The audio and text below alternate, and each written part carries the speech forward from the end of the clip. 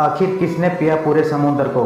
क्या आप जानते हैं हमारे सनातन धर्म में ऐसे ऐसे ऋषि मुनि हुए जिन्होंने अपने तप से अनेकों अद्भुत सिद्धियां प्राप्त की, जिससे उन्होंने असंभव कार्य को भी संभव बना दिया।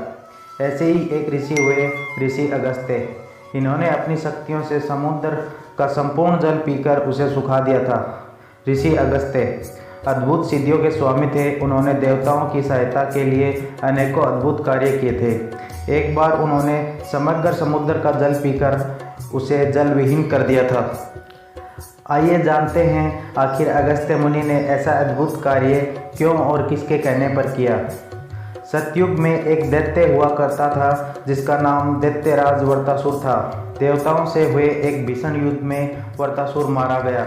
उसके मरने के बाद दैत्यों के पास उनका कोई राजा नहीं था। तब सारे दैत्य देवताओं के भय से समुद्र में छिप गए थे। समुद्र में छिपे सभी दैत्य हर समय यही विचार किया करते थे कि किस प्रकार देवराज इंद्र का वध किया जाए। तब दैत्यों के गुरु शुक्राचार्य ने दैत्यों को समझाया कि देवताओं को अपनी सभी शक्तियां तप से मिलती हैं, इसलिए हमें सबसे पहले इस तप का ही नाश कर देना चाहिए तथा सभी ऋषियों मुनियों का विनाश कर देना चाहिए। ऐसा करने से उन देवताओं के साथ सारा संसार स्वयं ही नष्ट हो जाएगा। ऐसा विचार करने के बाद उन दैत्यों ने रात के समय समुद्र से बाहर निकलकर ऋषियों के आश्रमों पर आक्रमण करना शुरू कर दिया तथा आश्रम में उपस्थित सभी ऋषि मुनियों को मारकर खा जाते थे और सूर्य निकलने से पहले ही पुनः समुद्र के भीतर जाकर छिप जाते थे।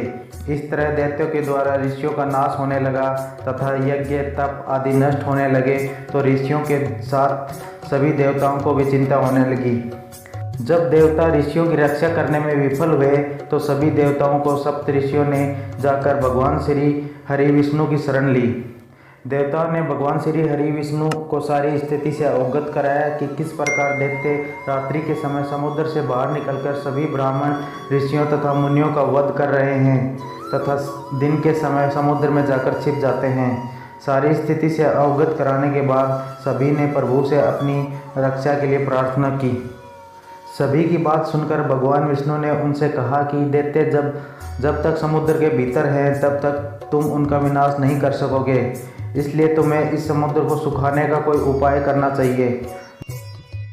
भगवान विष्णु की यह बात सुनकर सभी देवता आश्चर्य में पड़ गए और बोले कि प्रभु, इतना विशाल समुद्र किस उपाय से सुखाया जा सकता है।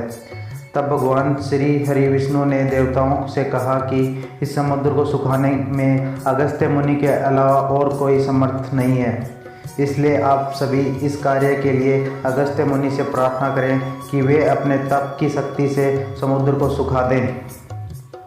भगवान विष्णु की यह बात सुनकर सभी देवता अगस्त्य मुनि जी के आश्रम में आए और उनसे प्रार्थना करने लगे। देवताओं के द्वारा अपनी स्तुति सुनकर अगस्त्य मुनि ने प्रसन्न होकर उनसे पूछा कि किस कार्यवश आप सभी मेरे आश्रम में पधारे हैं। तब सभी ने अगस्त्य मुनि को सारी स्थिति कह सुनाई और भगवान विष्णु के द्वारा दिखाए गए मार्ग के बारे में भी अगस्त्य मुनि को अवगत कराया और प्रार्थना की कि प्रभु, आप समग्र मनुष्य जाति की रक्षा के लिए समुद्र के संपूर्ण जल को पीकर उसे सुखा दें, जिससे हम उसमें छुपे सभी दैत्यों का नाश कर सकें। देवताओं की प्रार्थना से प्रसन्न होकर अगस्त्य मुनि सभी के साथ समुद्र के तट पर आ गए। सभी के देखते ही देखते सारे समुद्र का जल पी गए। समुद्र का जल सूखते ही सभी देवताओं ने मिलकर सभी दैत्यों का वध कर डाला। कुछ दैत्य जान बचाकर भाग खड़े हुए और जाकर पाताल लोक में शरण ली। इस प्रकार दैत्यों का वध करने के बाद सभी देवता अगस्त्य मुनि के पास आए और उनसे विनती की कि आप समुद्र को पुनः जल से भर दें। अगस्त्य मुनि ने उन देवताओं से कहा कि वो जल मैंने पी लिया था, वो पच गया है, इसलिए अब मैं समुद्र को वापस जल से परिपूर्ण करने में असमर्थ हूँ। अतः अब समुद्र को पुनः जल से भरने के लिए आप लोग कोई दूसरा उपाय सोचे। अगस्त्य मुनि की यह बात सुनकर देवताओं को बड़ा आश्चर्य हुआ और फिर वह सभी परमपिता ब्रह्मा जी के पास गए और उनसे समुद्र को पुनः जल से भरने की प्रार्थना की। तब ब्रह्मा जी ने कहा कि जब राजा भागीरथ गंगा जी को पृथ्वी लोक पर उतारेंगे तभी ये समुद्र पुनः जल से भर पाएगा। तब तक आप सभी को प्रतीक्षा करनी होगी। आपको ये हमारा वीडियो कैसा लगा कमेंट करके ज़रूर बताइए। हम आगे भी ऐसे ही वीडियो आपके लिए लाते रहेंगे। तो हमारे चैनल को सब्सक्राइब कर लीजिए, वीडियो को लाइक कीजिए, शेयर कीजिए।